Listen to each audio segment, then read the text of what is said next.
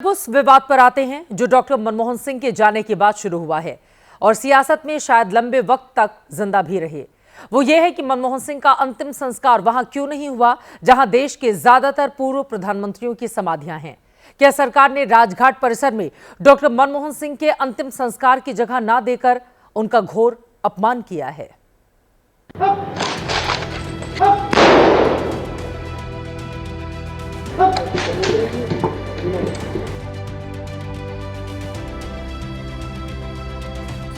भारत में आर्थिक सुधार के महानायक डॉक्टर मनमोहन सिंह विदा हो गए। शरीर पंच तत्व में विलीन हो गया। एक आत्मा परमात्मा से मिलने चल पड़ी। लेकिन राजनीति जीवन मरण से परे है।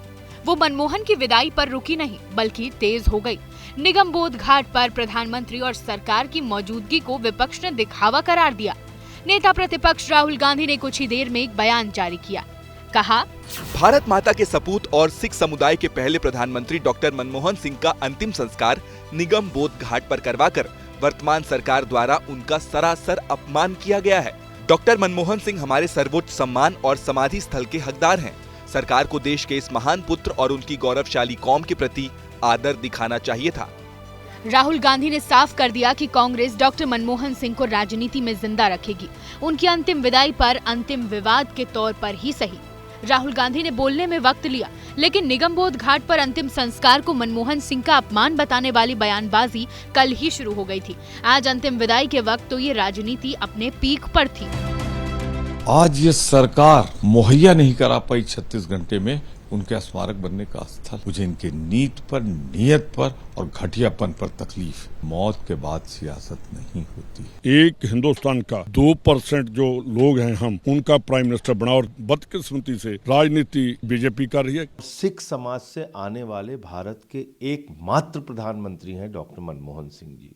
डॉक्टर मनमोहन सिंह जी के अंतिम संस्कार की जगह देने के लिए तैयार नहीं है। ये भारतीय जनता पार्टी की सोच है। कांग्रेस और दूसरे विपक्षी नेताओं का जोर दो शब्दों पर दिखा। पहला, पूर्व प्रधानमंत्री का अपमान। दूसरा, एक सिख अपमान। 84 के सिख दंगे में घेरे जाने वाली कांग्रेस, जिसके लिए सिख पीएम ने सारे सिखों से माफी मांगी थी, वो कांग्रेस इस अंतिम संस्कार को सारे सिखों का अपमान बताकर नैरेटिव पलटने की कोशिश में दिखी। वो सबसे पहले मैं कहती हूँ सिख कौम के पूरे देश के पहली प्रधानमंत्री रहे। सरकार की इच्छा शक्ति होती तो बिल्कुल डॉक्टर मनमोहन सिंह जी को जो सम्मान के हकदार थे वो हक उन्हें मिलना चाहिए था। इंसान चला जाता है ना तो उसके साथ कोई बैर, कोई दुश्मनी सब मिट जाता है। लेकिन यहाँ पे भी राजनीति चल रही है कि अगर अटल जी का संस्कार होना होता और कोई कहता कि राजघाट पे नहीं होगा, वहाँ मॉन्यूमेंट नहीं बनेगा, कैसा लगता? दरअसल कल कांग्रेस वर्किंग कमेटी में प्रस्ताव पास होने के बाद पार्टी अध्यक्ष मल्लिकार्जुन खड़गे ने पीएम मोदी को चिट्ठी लिखी थी। उसमें कहा था कि मनमोहन सिंह के अंतिम संस्कार के लिए वो जगह अलॉट की जाए जहां बाद में उनका स्मारक बनाया जा सके। खड़गे की चिट्ठी पर केंद्रीय गृह मंत्रालय की ओर से जवाब आया कि अंतिम संस्कार के लिए निगमबोध घाट को चुना गया है। स्मारक दिल्ली में बनेगा। इसके लिए उचित जगह की तलाश की जाएगी और ट्रस्ट बनाया जाएगा। इस प्रक्रिया में समय लगेगा। लेकिन ये जवाब आने से पहले ही कांग्रेस की ओर से बयानबाजी शुरू हो गई थी। पोस्ट की जाने लगी थी कि सरकार जमीन देने में आनाकानी कर रही है और पूर्व प्रधानमंत्री का अपमान कर रही है। लेकिन सरकार या बीजेपी ने इन आरोपों पर कोई सार्वजनिक प्रतिक्रिया नहीं दी। आज अंतिम संस्कार होने का इंतजार किया। राहुल गांधी के बयान से पहले ही सरकार की स्थिति स्पष्ट कर दी। जिन्होंने अपने जीवन काल में कभी डॉक्टर मनमोहन सिंह को सम्मान नहीं दिया, आज उनकी मृत्यु के बाद भी उनके सम्मान के ऊपर सियासत करते नजर आ रहे हैं। ये बहुत दुखद है। लेकिन इसके बावजूद जब राहुल गांधी ने निगमबोध पर डॉक्टर मनमोहन के अंतिम संस्कार को अपमान बताया और सरकार की सोच पर सवाल उठाए, तो बीजेपी का दूसरा जवाब कुछ तीखा था। पीवी नरसिम्हा राव कांग्रेस पार्टी के एक कद्दावर नेता रहे। जब उनका पार्थिव शरीर कांग्रेस पार्टी के मुख्यालय के गेट तक आता है तो गेट खोली नहीं जाती है और कांग्रेस पार्टी की, मैं कहूंगा, केवल अध्यक्षा नहीं, कांग्रेस पार्टी जिस परिवार के अधीन है, सोनिया जी ने स्पष्ट रूप से मना किया कि किसी भी कीमत पर नरसिम्हा राव की बॉडी कांग्रेस के चौखट के अंदर नहीं आनी चाहिए।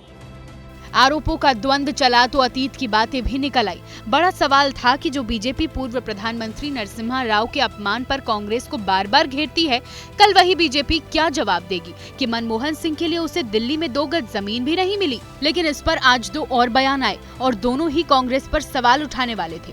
एक पूर्व प्रधानमंत्री नरसिम्हा राव के बेटे NV सुभाष का और दूसरा पूर्व राष्ट्रपति प्रणब मुखर्जी की बेटी शर्मिष्ठा मुखर्जी का। सुने। और कांग्रेस पार्टी के अध्यक्ष श्रीमती सोनिया गांधी के हुक्म से नरसिम्हा राव जी का बॉडी तेलंगाना को भिजाया था और जितने भी अवमान किया, जो उनका बॉडी नरसिम्हा राव जी का body all India Congress party का अंदर भी आने नहीं दिया, ताकि प्रणब मुखर्जी खाली देश के प्रेसिडेंट नहीं थे, वो तो 5 साल प्रेसिडेंट रहे। उससे पहले 45 साल तक वो कांग्रेस की एक स्टॉलवर्ड लीडर रहे।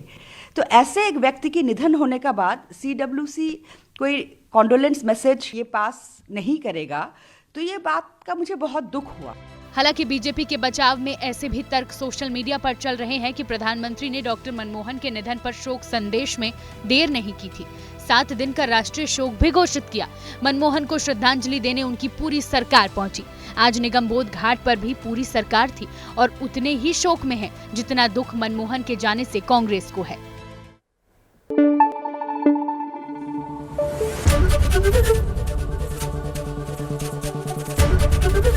ABP न्यूज आपको रखे आगे।